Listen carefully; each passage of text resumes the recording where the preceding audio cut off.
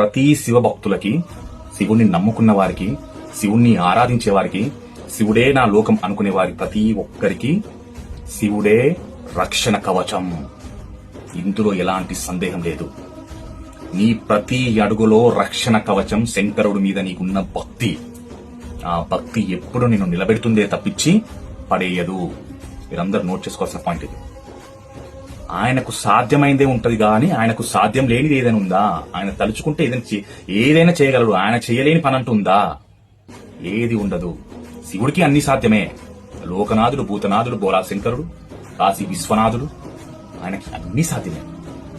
ఆయనని నువ్వు పట్టుకొని వదలకుండా మనస్ఫూర్తిగా ఉన్నప్పుడు నీకు రక్షణ కవచమే శంకరుడు.